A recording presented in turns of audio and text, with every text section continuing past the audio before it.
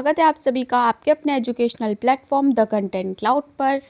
कैसे हैं आप सभी? आई होप आप सभी अच्छे होंगे और आपकी प्रिपरेशन बहुत अच्छे से चल रही होगी। आज का ये सेशन आपका लैंग्वेज सेक्शन जो आपका होता है उससे रिलेटेड है। यह आपका लेवल 1 लेवल 2 दोनों के लिए इम्पॉर्टेंट है। ओके एंड अगर आपका जो पीजीटी में हिंदी है सब्जेक्ट तो उसमें भी ज़रूरी है। आप सभी के अगर मन में ये क्वेश्चन है कि आपका जो एचटेट का एग्ज़ाम है वो कब होगा, तो उससे रिगार्डिंग आपका एक वीडियो चैनल पर अवेलेबल है, आप उसे ज़रूर देखें, आपको क्लियर हो जाएगी। विदाउट एनी डिले चलिए वीडियो में आगे बढ़ते हैं। हिंदी की प्रॉपर मैराथन क्लास आपकी अवेलेबल है, अगर आपने नहीं देखी है तो ज़रूर देखिएगा। ओके, मोस्ट इम्पॉर्टेंट क्वेश्चंस आपके उसमें डिस्कस किए गए हैं। यहाँ पर जैसा कि हम सभी जानते हैं एचटेट लेवल 1 में आपका सीडीपी, लैंग्वेज, सामान्य अध्ययन, मैथ्स और ईवीएस के 30 क्वेश्चन आपके आते हैं। ओके, लेवल 2 में आपके सीडीपी के 30, लैंग्वेज के 30, सामान्य अध्ययन के 30 क्वेश्चंस और आपका जो ऑप्शनल सब्जेक्ट है उसके 60 क्वेश्चंस आपसे पूछे जाते हैं। आपका जो सब्जेक्ट है वो सोशल साइंस, मैथ्स या हिंदी में से कुछ भी हो सकता है। ओके एंड अगर हम लोग बात करें पीजीटी की यानी लेवल 3 की तो इसमें आपका सीडीपी के 30 क्वेश्चन, लैंग्वेज के 30 क्वेश्चन, जर्नल स्टडीज़ यानी सामान्य अध्ययन के 30 क्वेश्चन होते हैं और आपका जो कंसर्निंग सब्जेक्ट होता है उसका आपका 60 क्वेश्चन होता है। ओके, ये सब्जेक्ट आपका हिस्ट्री, ज्योग्राफी, मैथ्स, पॉलिटी कुछ भी आपका हो सकता है। ओके, अगर आपको इनमें से किसी भी टॉपिक पर वीडियो चाहिए तो आप कमेंट सेक्शन में ज़रूर बताइएगा। बढ़ते हैं अपने क्वेश्चन नंबर 1 की ओर। क्वेश्चन है कि मृत्युंजय किस समास का उदाहरण है? मृत्युंजय किस समास का उदाहरण है? ऑप्शन है आपके अव्ययी भाव समास, तत्पुरुष समास, बहुव्रीहि समास या कर्मधारय समास। ओके, आपको बताना है कौन सा ऑप्शन होगा करेक्ट। मृत्युंजय का जो अर्थ होता है वो होता है आपका मृत्यु को जीतने वाला अर्थात शिव। ओके एंड इसमें आपका हो जाएगा बहुव्रीहि समास। थर्ड ऑप्शन करेक्ट है। नेक्स्ट है क्वेश्चन नंबर 2 है हिंदी का शब्द रूप क्या है? सही रूप आपको बताना है हिंदी का। कौन सा आपका जो यहाँ पर शब्द है वो करेक्ट लिखा है? ओके, यहाँ पर करेक्ट आंसर हो जाएगा आपका ऑप्शन नंबर 4। ओके, फर्स्ट वाले की बात करें तो इसमें आ की मात्रा संबंधित यहाँ पे त्रुटि है। सेकंड वाले की बात करें तो यहाँ पर आपका बड़ी ई की मात्रा संबंधी त्रुटि है और आपका थर्ड ऑप्शन की बात करें तो यहाँ पर छोटी ई की मात्रा एंड बड़ी ई की मात्रा की आपकी जो है वो त्रुटि है। ओके, यहाँ पर आपका करेक्ट होगा ऑप्शन नंबर 4। आपके कुछ और भी शुद्ध अशुद्ध पूछे जाते हैं, उन्हें आप ज़रूर देख लीजिएगा। जैसे उज्ज्वल आपको जो है वो गलत लिखा मिल जाता है और बोला जाता है कौन सा सही है ये बताएं। ओके एंड आपका होता है पुनर्वास, तो पुनर्वास जो है वो आपका इस तरीके से लिखा जाता है। ओके, नेक्स्ट आपका ऊधम जो है वो बड़ा ऊ होता है उसमें और आपको छोटा ऊ लिखा मिलेगा। राइट, नेक्स्ट है आपका दुर्वस्था। ओके, दुरावस्था, तो दूरावस्था लिखा मिलेगा आपको जिसको आपको दुर्वस्था लिखना है। एक आपको इम्पॉर्टेंट वर्ड देखने को मिलता है अनभिज्ञ, तो अनभिज्ञ आपका ऐसे लिखा जाता है, आपको ये गलत तरीके से लिखा मिलेगा। ओके, ये कुछ इम्पॉर्टेंट थे जो आपके लिए इम्पॉर्टेंट है। नेक्स्ट है क्वेश्चन है इनमें देशज शब्द है झोपड़ी, अफीम, पानी, तमाशा। कौन सा शब्द आपका देशज है आपको बताना है। ओके, यहाँ पर हिंदी भाषा की उत्पत्ति हुई है जिसकी वो है आपका झोपड़ी, यानी झोपड़ी शब्द जो है इसकी उत्पत्ति आपकी हिंदी भाषा से हुई है और इसका अर्थ होता है कुटिया। ओके, यहाँ पर फर्स्ट ऑप्शन करेक्ट है झोपड़ी।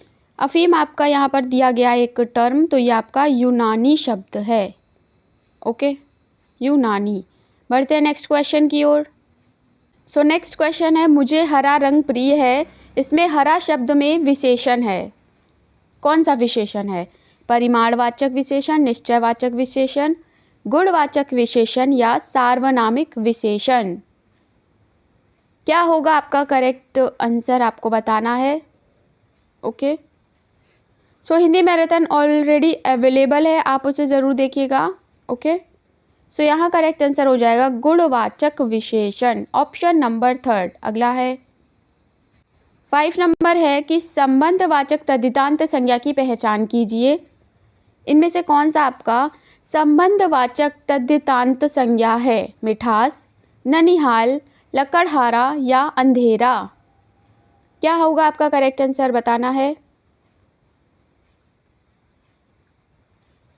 ओके, सो यहाँ करेक्ट आंसर हो जाएगा ननिहाल। Second option is the correct answer. अगला है क्वेश्चन नंबर 6 है गाय नहीं चलती, यह वाक्य भाववाच्य में होता है, कैसे? आपको ये भाववाच्य में कन्वर्ट करना है। गाय से चली नहीं जाती, गाय से चला नहीं गया, गाय से चला नहीं जाता या गाय से चली गई। ओके, सो आपको यहाँ पर भाववाच्य में इसका जो है कन्वर्ट करना है इसे।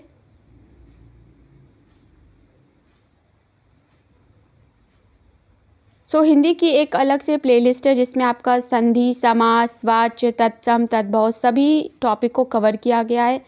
एमसीक्यू के फॉर्म में प्रैक्टिस आपके क्वेश्चंस को कराया गया है, तो आप उसे ज़रूर देखिएगा।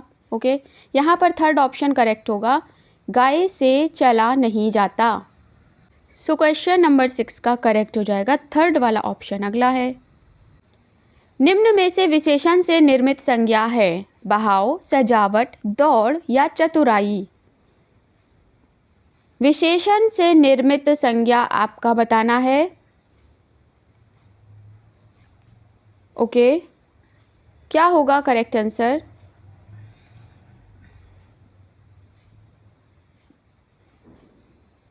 करेक्ट आंसर हो जाएगा ऑप्शन नंबर 4, चतुराई। ओके, नेक्स्ट है क्वेश्चन है अर्थ की दृष्टि से असंगत मुहावरे का चयन कीजिए।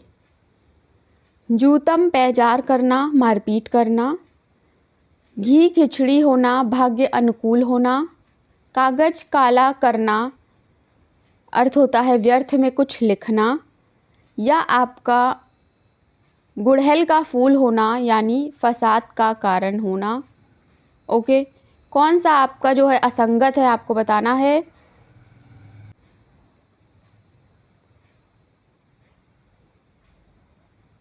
ओके, सो यहाँ पर आपका करेक्ट ऑप्शन सेकंड वाला करेक्ट है, घी खिचड़ी होना। इसका अर्थ आपका होता है परस्पर प्रेम होना या खूब घुलना मिलना। ओके, सो यहाँ पर आपका जो भाग्य अनुकूल होना लिखा है ये गलत है, सेकंड ऑप्शन करेक्ट होगा। नेक्स्ट है क्वेश्चन नंबर 9 है निम्नलिखित विकल्पों में से किस विकल्प में सभी शब्द व्यक्तिवाचक संज्ञाएं हैं? ममत्व, बैल, राधेश्याम, या आपका सेकंड ऑप्शन, थर्ड या फोर्थ, आपको बताना है कौन सा होगा करेक्ट आपका आंसर। सो यहाँ पर आपका करेक्ट आंसर हो जाएगा second option. Okay, Radheshyam, Pannalal और हिमालय ये आपके व्यक्तिवाचक संज्ञाएं हैं। नेक्स्ट है क्वेश्चन है आँख का अंधा नाम नयन सुख लोकोक्ति का अर्थ क्या होगा? अत्यधिक प्रिय होना, आँखों से कम दिखाई देना, गुण के विरुद्ध नाम होना या सुंदर पर हानिकारक। आँख का अंधा नाम नयन सुख, ये लोकोक्ति का अर्थ हम लोगों ने अपने एकेडमिक्स में भी पढ़ा होगा। ओके, बहुत सिंपल है, गुण के विरुद्ध काम होना। ओके, बढ़ते हैं अपने अगले प्रश्न की ओर। 11 नंबर क्वेश्चन है निम्नलिखित अनुलोम विलोम युग्मों में से कौन सा युग्म सही है? आपको एक ये अनुलोम विलोम के युग्म पैर दिए गए हैं, इनमें से कौन सा सही है आपको बताना है। ओके,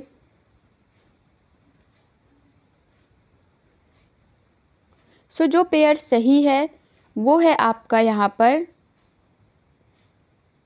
यौवन और वार्धक्य। ओके,